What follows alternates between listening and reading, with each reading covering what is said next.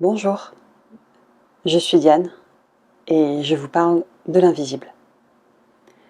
Alors que deviennent les morts après la mort? Les esprits errants, tout d'abord. Alors eux, ils n'ont pas compris qu'ils étaient morts, tout simplement.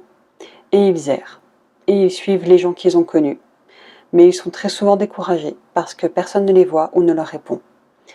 Donc ils poursuivent leur route jusqu'à ce qu'un jour, ils rencontrent un médium qui leur parle, leur fait comprendre qu'ils sont décédés et qu'il est temps de passer de l'autre côté. Simplement, le jour où l'esprit errant réalise qu'il est mort, il peut refuser de passer de l'autre côté pour rester avec ses proches. Donc le job du médium, c'est de le faire passer de l'autre côté. Les esprits errants, en fait, ressentent de grandes peurs vis-à-vis de l'au-delà, surtout s'ils n'ont pas reçu d'éducation spirituelle. Vous savez, les personnes qui disent « Ouais, non mais tout ça c'est des conneries », eh bien, voilà. Donc le job du médium, c'est de lui parler, de le rassurer, et pourquoi pas de lui faire imaginer une scène, un endroit qui va lui permettre de passer facilement de l'autre côté. Personnellement, je fais toujours imaginer de la lumière, une porte, un cristal, pour que le mort se rende compte à quel point c'est léger par rapport à la matière qui est pesante et paralysante. Après, j'aimerais vous parler de quelque chose que vous connaissez si jamais vous êtes de éducation religieuse catholique, pour parler du purgatoire. Alors le purgatoire, c'est une notion qui existe, d'après mes recherches, juste dans le catholicisme, enfin la chrétienté. Les orthodoxes et les protestants ont une vision légèrement différente. Mais dans l'absolu, est-ce que le purgatoire, ça existe? Est-ce qu'il y a ce lieu où l'on va purger, en fait, expier les fautes que l'on a commises dans cette vie présente? Alors oui, mais ça prend plusieurs formes. Pour certains, les âmes vont rester dans notre réalité, dans notre plan, le temps qu'il faut pour évoluer. Et d'ailleurs, certains de ces esprits restent très attachés aux lieux et aux personnes. Mais il y a un moment où arrive un médium pour faire comprendre à cet esprit qu'il est décédé et qu'il faut le faire passer de l'autre côté. Mais rien que le fait de rester sur Terre, eh bien, ça aide la personne à purger ce qu'elle devait purger. En fait, les morts créent le cadre dont ils ont besoin pour continuer d'évoluer. Vous savez que la loi d'attraction vous permet de manifester des choses dans la matière. Ça prend plus de temps pour nous, dans la 3D, puisque la matière est inerte. Elle est dense, et donc elle prend du temps pour se manifester. Mais dans l'invisible, dans l'au-delà, les créations que vous pouvez faire sont bien plus rapides. Pour les morts qui ne croient pas en Dieu, par exemple, c'est typiquement ce qui va arriver. Ils vont continuer à vivre leur vie, à travailler. Plus le mort est serein, plus il va se détacher de la matière. Et le fait de garder des occupations, eh bien, c'est source d'épanouissement et de bien-être. Le bien-être de son âme va passer par le détachement de qui il était quand il était vivant et des personnes qu'il a connues de son vivant. Alors je sais que c'est très dur à entendre si vous avez perdu quelqu'un, parce qu'à nous, il nous manque en fait. Mais ça, c'est une conception qui est humaine. L'amour, le véritable amour, c'est d'accepter de laisser partir l'autre. Vous laissez bien partir vos enfants quand ils sont adultes, loin de vous. Eh bien, il faut accepter la mort de l'autre et qu'il va continuer son voyage sans vous. Si là, quand je vous dis ça, vous avez les larmes qui vous viennent aux yeux, je vous invite à lire le livre de Lise Bourbeau sur les 5 blessures de l'âme, parce que la mort, en fait, réactive notre blessure d'abandon. Donc je vous invite à travailler ça avec un thérapeute éventuellement, ça va beaucoup vous aider. Pour le mort, le souvenir de sa vie, de qui il était, va s'estomper au fur et à mesure. Et tout va devenir beaucoup plus léger, en fait. C'est comme ça, en fait, qu'il va purger. Et le truc, c'est que plus vous pensez à lui avec tristesse, et parfois même un peu de colère, avec des messages du genre « tu m'as abandonné », eh bien plus ça va prendre du temps pour cette personne de se détacher. Nos émotions affectent les morts. Ils peuvent nous entendre et entendre nos pensées. Notre tristesse est leur torture, les alourdit et les garde ici, comme une enclume. Alors que si vous leur envoyez de la lumière et de l'amour, vous les aidez. Donc au lieu de demander à un voyant « mais est-ce qu'il va bien ? priez, envoyez la lumière. Et quand vous vivez de belles choses, vous pouvez les dédicacer aux morts qui sont passés de l'autre côté et vous les laissez continuer leur chemin en paix. Les sentiments des morts influent aussi notre réalité. Quand un proche défunt reste accroché à nous, à cause d'un sentiment de culpabilité par exemple, eh bien ça va alourdir aussi notre vie. Mais s'il se sent léger et plus détaché, alors nous allons nous sentir aussi plus légers et plus ils avancent dans la sérénité, plus on peut retrouver la voie de l'apaisement et vivre pour nous. Et ça aussi, quelque part, c'est une purge, c'est un travail à deux, entre le mort et vous. Et au final, il vous faudra apprendre à vivre pour vous. Et en faisant cela, en vivant pour vous, plus vous allez aider vos morts à passer et à continuer leur évolution. Et plus ils vous aideront de l'autre côté. C'est comme un échange énergétique en fait. Dans la notion de purgatoire, je voulais vous partager un peu une expérience personnelle que j'ai vécue. En fait, dans l'au-delà, il y a des maisons de santé.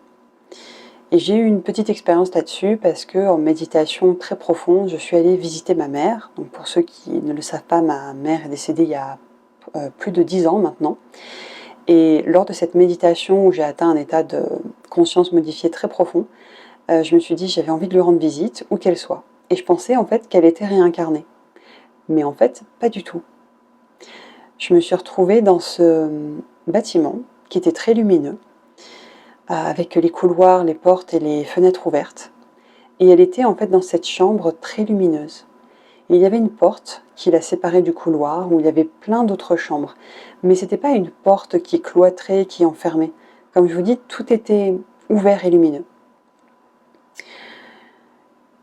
Et je comprenais pas en fait où j'étais. Mais c'est elle qui m'a expliqué qu'en fait c'est un espace-temps pour les âmes qui ont besoin de temps pour revenir sur Terre. Parce que la dernière incarnation a été trop douloureuse. Et Dieu sait que l'incarnation de ma maman a été très douloureuse.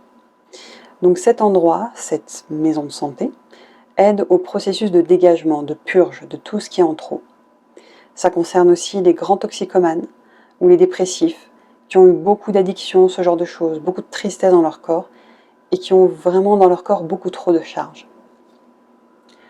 Après cette période de purge, il y a deux choix. Soit vous revenez incarné pour continuer l'évolution, soit on vous donne le choix et vous pouvez devenir gardien ou guide. Mais vous ne restez pas tout le temps attaché à une personne, car l'humain que vous avez en gardiennage va lui aussi évoluer et n'aura plus besoin de vous, un jour ou l'autre.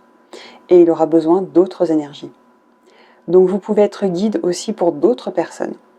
Donc vous pouvez souvent être guide pour quelqu'un de votre famille, un neveu, une nièce ou une petite fille, ou un petit-fils, et puis au bout de quelques années, hop, vous passez à quelqu'un d'autre.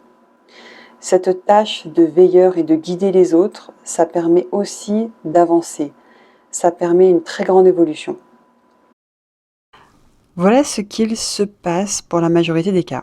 Il y a des personnes sur Terre qui ont des corps et d'autres qui n'ont plus de corps. Et ne plus avoir de corps, ça ne veut pas dire que ce sont des personnes malveillantes. Mais il y a d'autres cas où justement ces présences sont bien plus malveillantes. Il y a un autre cas qui est un peu dérangeant, je le sais, ce sont les transfuges. Ça, ce sont des entités qui viennent squatter le corps d'un être humain. Qu'est-ce qui se passe? En fait, après la mort, l'esprit de la personne veut continuer à se réincarner, veut revivre une autre incarnation, et plutôt que de partir vers la lumière, de faire un mea culpa, de faire un bilan de ce qui s'est passé, puis d'en tirer des leçons pour la prochaine incarnation. Et puis, il y a des personnes qui veulent zapper cette étape. Donc, ce qu'ils vont faire, c'est qu'ils vont squatter le corps d'un autre être humain. Je sais que ça va perturber plus d'un ici, et c'est pas pour rien que dans toutes les cultures du monde, il y a des rituels dès la naissance, pour protéger les enfants de l'ombre des démons, mais aussi de ce genre de cas. Il y a des gris-gris, des symboles qu'on met au-dessus du berceau, des rituels aussi, comme le baptême dans la chrétienté, ou bien réciter l'appel à la prière dans l'oreille de l'enfant en islam. C'est pour être sûr qu'aucune entité ne vienne remplacer l'enfant et squatter son corps. Parce que oui, ça arrive. Et puis il y a le cas des personnes qui font tourner les tables ou qui utilisent la planche Ouija. Ça, c'est le parfait moyen d'inviter quelqu'un à squatter votre corps.